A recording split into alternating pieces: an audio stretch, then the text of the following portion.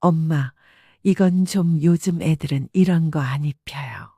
며느리 지은이가 내민 한복 보따리를 도로 밀어냈을 때 나는 아무 말도 할 수 없었습니다.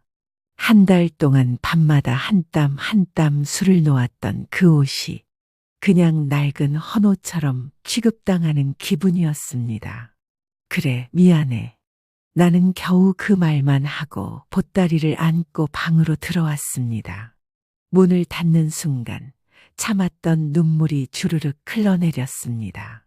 내가 뭘 잘못한 걸까요? 손주를 예쁘게 해주고 싶었던 마음이 그렇게 부담스러운 일이었을까요? 제 이름은 박순자, 61입니다. 평생 소박하게 살았습니다. 남편 일찍 여의고 아들 하나 키우느라 악착같이 버텼죠. 그 아들이 장가가고 손녀까지 생겨서 얼마나 좋았는지 모릅니다. 그런데 며느리와 사는 게 생각보다 쉽지 않더군요. 이 이야기가 마음에 와닿으신다면 구독과 좋아요 부탁드립니다. 며느리 지은이가 우리 집에 들어온 지 이제 5년째입니다. 처음엔 참 착했어요. 아니, 착하다기보다는 조용했달까요. 말수가 적고 표정도 잘 안 변하는 애였습니다. 아들 민수가 데려왔을 때 저는 속으로 생각했죠. 에고, 이 조용한 애가 우리 집에 와서 적응할 수 있을까? 근데 결혼하고 나니까 조용한 게 아니었습니다. 그냥 할 말을 안 하는 거였어요. 하다 참다가 터질 때 한 번에 터트리는 스타일이었죠. 엄마, 이건 이렇게 하는 게 아니에요. 요즘은 이렇게 안 해요. 아이한테 그런 거 먹이면 안 돼요. 처음엔 배우는 마음으로 들었습니다. 세상이 많이 바뀌었으니 내가 모르는 것도 있겠거니 했죠.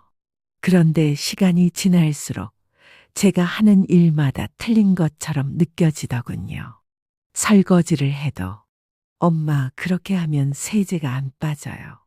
빨래를 개켜도 엄마 그건 그렇게 개는 게 아니에요. 손녀 하나를 안아줘도 엄마 목을 그렇게 잡으면 안 돼요. 나는 평생 이렇게 살아왔는데 며느리 앞에서는 아무것도 제대로 하는 게 없는 사람이 되는 기분이었습니다. 그래도 참았습니다. 며느리도 처음 시집와서 힘들겠지. 육아하느라 예민해졌겠지. 그렇게 이해하려고 애썼습니다. 근데 어느 순간부터 그게 쌓이더군요. 손녀 하나가 8살이 되던 해, 봄이었습니다. 지은이가 하나를 유치원에 보내고 다시 직장에 나가기 시작했어요. 육아휴직이 끝나고 복직하는 거였죠. 나는 당연히 하나를 봐주겠다고 했습니다. 손주 봐주는 게 할머니 도리 아닙니까? 엄마 괜찮으세요? 힘드실 텐데. 뭐가 힘들어? 우리 하나 예쁜데. 그렇게 나는 매일 아침 하나를 유치원에 데려다 주고 오후에 데려오는 일을 맡았습니다. 지은이는 저녁 6시에 퇴근해서 들어왔고요. 처음 한 달은 괜찮았습니다. 하나는 워낙 순한 아이라 할머니 말도 잘 듣고 밥도 잘 먹었어요. 저녁에 지은이가 들어올 때까지 저는 하나와 그림도 그리고 책도 읽어줬습니다. 그런데 어느 날부터 지은이가 하나를 데려가며 이상한 질문을 하기 시작했어요. 엄마, 하나 오늘 간식 뭐 먹였어요? 응, 호떡 사다가 줬지. 엄마, 호떡은 기름에 튀긴 거라 아이한테 안 좋아요. 에이, 그까짓 거 하나 먹는다고 어떻게 되겠어. 지은이는 입술을 꼭 깨물고는 아무 말도 하지 않았습니다. 그 표정이 영 마음에 걸렸지만 저도 모른 척 했습니다. 며칠 후에는 이랬습니다. 엄마, 하나 목욕 시켜주셨어요. 응, 시켰지. 샴푸는 제가 사놓은 거 쓰셨죠? 아니, 그냥 내 거 썼는데 왜? 엄마, 그건 어른용이에요. 아이 두피에 안 맞아요. 나는 그때 처음으로 짜증이 났습니다.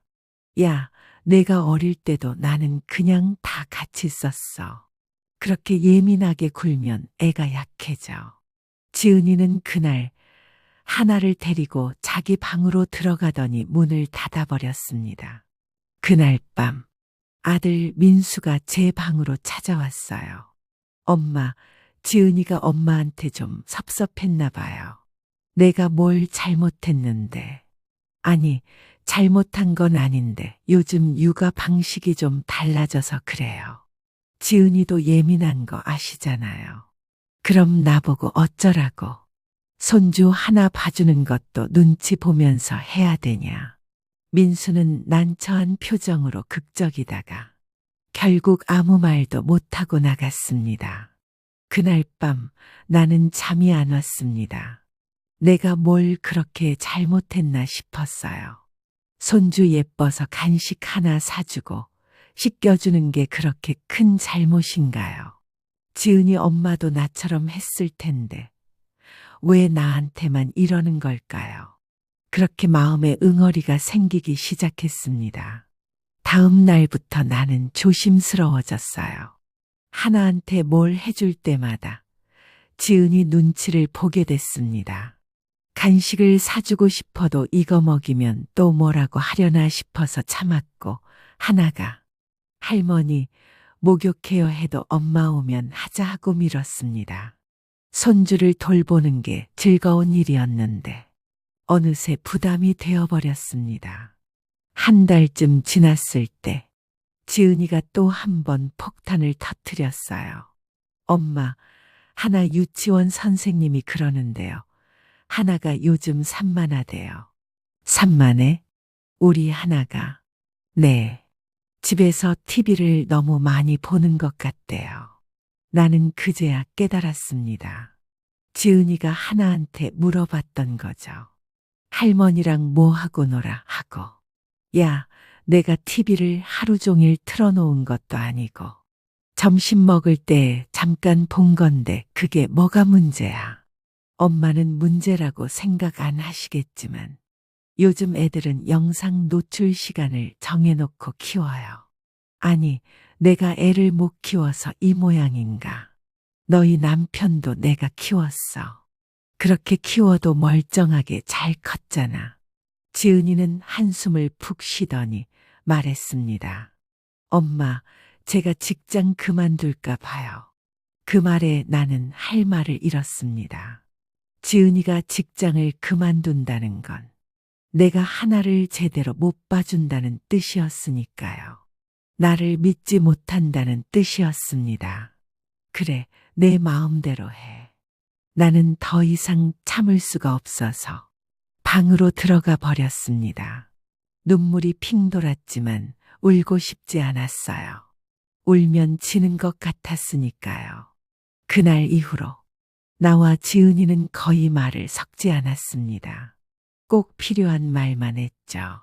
밥 드세요. 네, 그 정도였습니다. 아들 민수는 중간에서 쩔쩔매며 이쪽 눈치 저쪽 눈치 보기 바빴고요. 그렇게 우리 집 공기는 점점 더 차갑게 식어갔습니다. 한 달쯤 지났을까요? 어느 날 아침 지은이가 급하게 짐을 싸더니 현관으로 나왔어요. 엄마, 저 친정 좀 다녀올게요. 왜? 엄마가 쓰러지셨대요. 그 말에 나도 깜짝 놀랐습니다. 지은이 친정어머니는 나보다 2살 아래인데 건강하신 분이었거든요. 많이 안 좋으셔? 뇌출혈이래요. 병원에 계신데 제가 좀 이따 와야 할 것 같아요. 지은이 얼굴은 새하얗게 질려 있었습니다. 손도 바들바들 떨리더군요. 그래, 어서 가봐. 민수한테 연락해. 네. 지은이는 황급히 나갔고 나는 멍하니 서 있었습니다. 그날 저녁 지은이는 돌아오지 않았어요. 민수 혼자 들어왔습니다. 장모님 상태가 안 좋으신가 봐요. 지은이가 당분간 친정에 있겠대요. 그래, 많이 걱정되겠네. 엄마, 하나 좀 봐주세요. 제가 회사 다녀와서 데려갈게요. 나는 고개를 끄덕였습니다. 그날부터 지은이는 일주일 넘게 친정에 있었어요. 낮에는 병원에 있다가 밤에만 잠깐 집에 들어와서 옷 갈아입고 다시 나가는 시기였습니다. 나는 하나를 돌보며 문득 생각했습니다. 지은이도 참 힘들겠구나. 며느리로 사는 것도 힘들었을 텐데. 친정엄마까지 아프니까 얼마나 마음이 무너질까요? 나도 내 어머니 돌아가실 때 세상이 무너지는 줄 알았거든요. 어느 날 저녁 지은이가 들어왔을 때였습니다. 현관문이 열리는 소리에 나가봤더니 지은이가 벽에 기대서서 울고 있더군요. 지은아. 지은이는 나를 보더니 그제야 참았던 게 터진 듯 와락 울음을 쏟아냈습니다. 엄마, 우리 엄마가 너무 아파요. 나는 그 모습을 보며 가슴이 먹먹해졌습니다. 며느리도 딸이었습니다. 누군가의 소중한 딸이고 아픈 엄마 앞에서 속수무책인 딸이었습니다. 들어가서 좀 쉬어. 내가 미역국 끓여놨어. 감사합니다. 그날 밤 지은이는 국 한 그릇을 다 비웠어요. 그러고는 또 병원으로 갔습니다. 2년 동안 며느리와 밥을 같이 먹으면서도 저렇게 맛있게 먹는 걸 처음 봤습니다. 그 모습이 왠지 짠했어요. 며칠 후 지은이 친정어머니가 조금 좋아지셨다는 소식이 왔습니다. 중환자실에서 일반 병실로 옮겼다고요. 지은이는 그날 저녁 처음으로 집에서 잤어요. 거실 소파에 털썩 주저앉더니 그대로 잠들어 버렸습니다. 얼마나 지쳤는지 깨울 수도 없을 만큼 깊이 잠들었더군요. 나는 이불을 가져다가 덮어줬습니다. 그리고 문득 깨달았어요.